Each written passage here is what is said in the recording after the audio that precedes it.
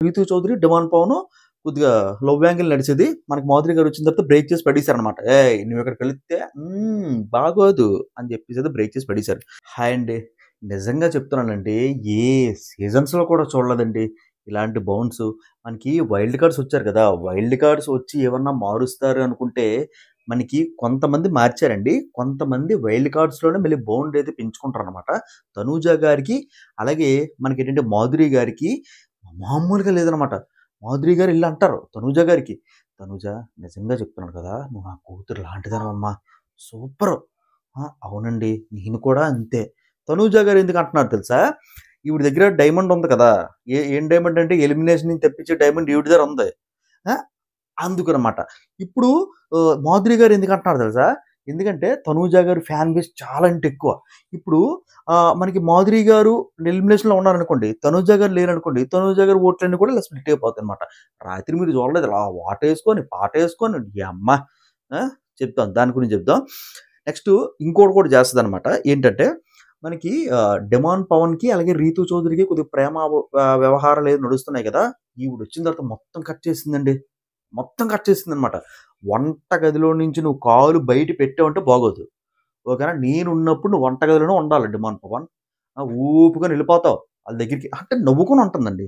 ఇది మాత్రం too good అయితే అనిపించిందనమాట. ఫ్రెండ్స్ ముందుగా లైక్ చేయండి ఫ్రెండ్స్. ఫ్లోలో కొట్టుకెళ్ళిపోతున్నాను. ముందు లైక్ చేయండి. ఎవరైనా కొత్త వాళ్ళు చూసినట్టయితే ప్లీజ్, ప్లీజ్ సబ్స్క్రైబ్ చేసుకోండి ఫ్రెండ్స్. 10,000 దగ్గరగా ఉన్నా. నాకేదో లక్షలు లేరు సబ్స్క్రైబర్స్. 10,000 కొట్టాలని ఆశ అంతే. ఏం కాదు. ఓకేనా? లైక్ చేయండి, లైక్ చేయండి. ఓకేనా? Demand Pavan, Rithu Chowdary complete bond తెగిపోయిందండి. కంప్లీట్ బాండ్ తగ్గొడిస్తుంది మాధురి. ఎక్కడ మీరు చూడండి, ఎక్కడ కూడా మాట్లాడుకోవట్లేదు. కానీ మొన్న ఎలిమినేషన్ అయిపోయిన తర్వాత రీతూ చౌదరి పడుకున్న తర్వాత ఎమాన్యుయల్ అలాగే డిమాండ్ పవన్ మాట్లాడుకుంటారు. ఏం మాట్లాడుకుంటారు మనకి? "అన్నా టాప్ 5లోని రీతూ చౌదరిని ఎలా పెట్టాలన్నా" అని అనేసి మన శుద్ధపోస అయినటువంటి మన డిమాండ్ పవన్ అడుగుతాడనమాట. ఆ! "ఒరేయ్! టాప్ 5లో నువ్వు పెట్టడం ఏట్రా? నువ్వెళ్ళరా టాప్ 5లోకి. నువ్విక్కడికొచ్చింది నీ ఆట నువ్వు ఆడుకునేందుకు గాని, రీతూ చౌదరి ఆట ఆడుతాను. రీతూ చౌదరిని టాప్ 5లో పెట్టాలంటే నువ్వేం నేనేం చేయాలి? నువ్వు నన్నడుగుతావేట్రా? నీ బుర్ర పనిచేస్తుందని" అని చెప్పి ఎమాన్యుయల్ గారు తిట్టడం టూ గుడ్ అయితే అనిపించిందనమాట. ఓకేనా? నెక్స్ట్ ఇక్కడ ఇంకోటేంటంటే, ఇక్కడ మెయిన్ బర్నీ గారి గురించి మాట్లాడుకోవాలండి. బర్నీ గారు బర్నీ గారి స్మాల్ డాటర్ వచ్చేసరికి మనకి దివ్య నిఖిత, బర్నీ గారు బిగ్ డాటర్ వచ్చేసరికి మనకి ఇంకా తనూజ గారు.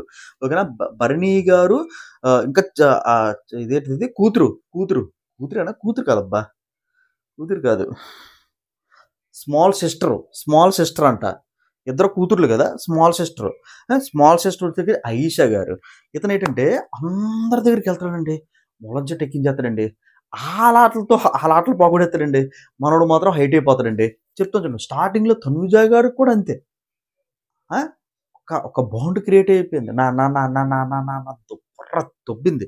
నెక్స్ట్ ఏంటంటే దివ్య నిఖిత గారు అప్పుడే వచ్చారు. దివ్య నిఖిత వచ్చిన తర్వాత మన నైట్ మాట్లాడుకుంటారు మాట. ఏం మాట్లాడుకుంటారు? మన దివ్య నిఖిత గారున అలాగే మనకి బర్నీ గారు మాట్లాడుకుంటారు.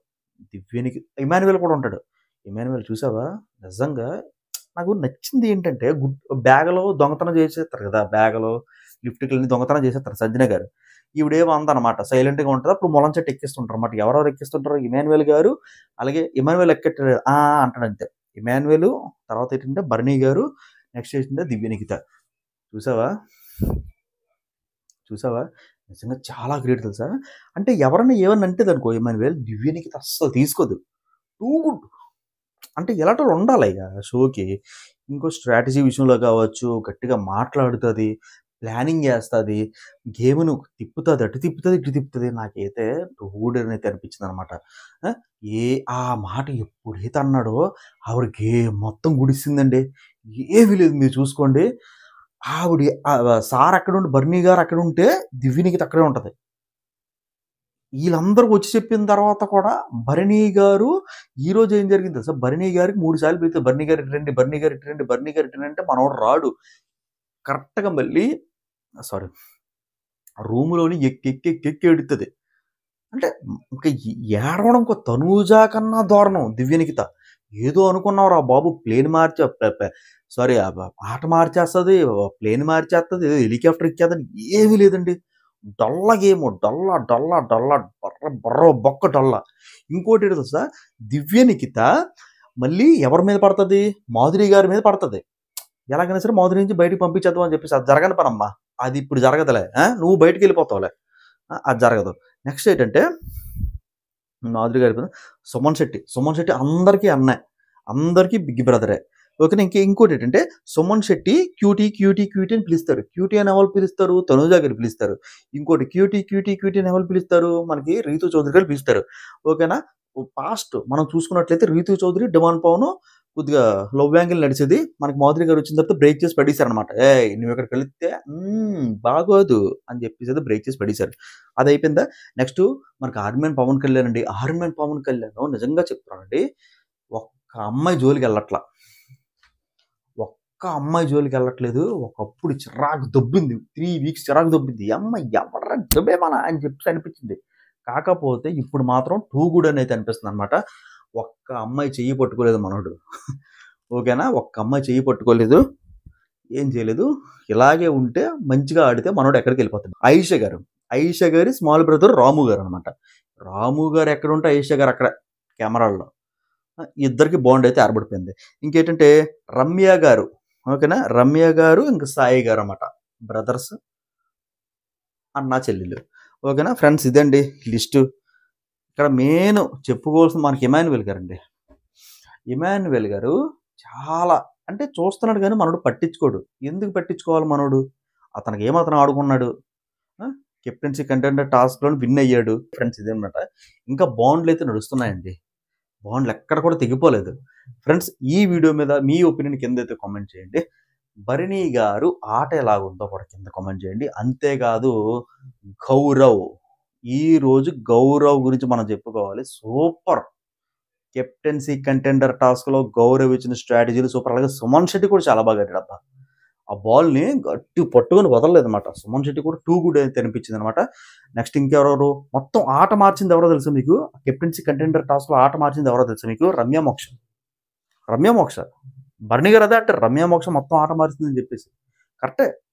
భరణి గారు ఎంత బలవంతులు. సో ఆ కాలు పట్టుకుని లాగేసేది అనమాట. రమ్య మోక్ష మొత్తం ఆట మార్చింది. భరణి గారిని లాగుతుంటే మనకి సాయి గారు ఉన్నారు కదా, గోల్కొండ హై స్కూల్లో ఉన్న సాయి. ఆ సాయి వెళ్ళి ఆ కోర్టులోని దూరుతారనమాట బాల్. టూ గుడ్ అని అనిపించింది. అంటే మంచి అండర్స్టాండింగ్. కొత్త వాళ్ళు గారు ఫైర్ స్టామ్ గారు మొత్తం టక టక టక టక లెగిసిపోయి అవతలు విసిరేశారంటే మొత్తం పాత వాళ్ళందరూ కూడా లెగిసిపోయారండి. ఓన్లీ సుమన్ శెట్టి అనే కెప్టెన్సీ కంటెండర్ టాస్క్లోనే ఆడుతారన్నమాట. 6 అయితే ఆడుతారన్నమాట. ఓకేనా ఫ్రెండ్స్, ఇదే నుండి వీడియో మీకు ఎలా అనిపించింది కింద అయితే కామెంట్ చేయండి. సబ్స్క్రైబ్ చేసుకోండి ఫ్రెండ్స్. సబ్స్క్రైబ్ చేసుకుంటే 10,000 దగ్గర సబ్స్క్రైబ్ చేసుకున్న తర్వాత పక్కన బెల్ ఐకాన్ క్లిక్ చేయండి. This is Gopi signing off. See you next video. Guys take care. Bye.